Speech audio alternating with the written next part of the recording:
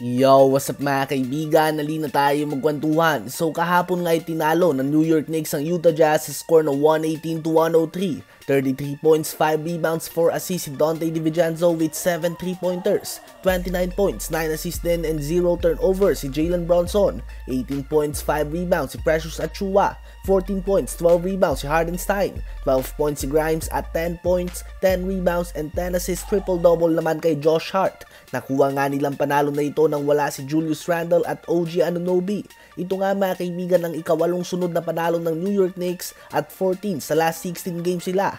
At dahil nga sa panalo na ito at sa pagkakatalo ng Philadelphia 76ers kontra sa Warriors, ang Knicks ay umangat na sa number 3 spot ng Eastern Conference sa record na 31 wins and 17 losses. Hindi nga sila nalalayo sa number 2 seed na Milwaukee Bucks.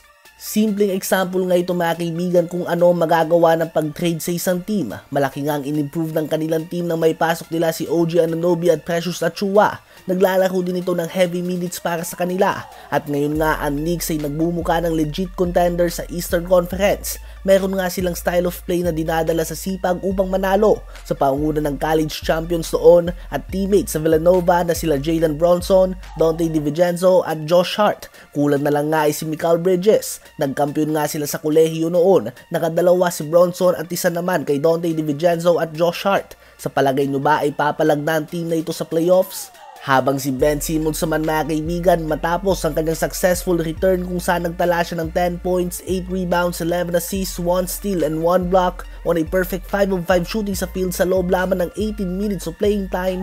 Sa 18 minutes na din sa loob ng court ay na-outscore ng Brooklyn Nets ang Utah Jazz ng 27 points hanggang sa natambakan na nga nila ito sa score na 147-114. Ganun pa man inanunsyo na nga na out siya sa game ng Brooklyn Nets at ng Phoenix Suns dahil sa knee contusion na natamo niya sa kanyang last game. So matapos nga na mawala ng higit pa sa 3 buwan dahil sa back injury, ngayon naman ay tuhod ang problema ni Ben Simmons. Sa last video nga na ginawa ko tungkol sa kanya ay naitanong ko sa ating mga manonood kung sa palagay nyo ba ay masusustain ni Ben 10 ang performance sa ganito. Well, mukhang nakuha na nga natin ang sagot. As of now ay hindi pa tiyak kung gaano ba katagal na magiging out si Ben Simmons. Kung minor lang nga ito ay few days lang ang kailangan na pahinga. Ngunit kung talagang may bone bruise, pwede itong abutin ng 2 hanggang 4 na linggo. At kung malala naman ito, 4 hanggang 8 linggo. Ano ba masasabi nyo tungkol dito?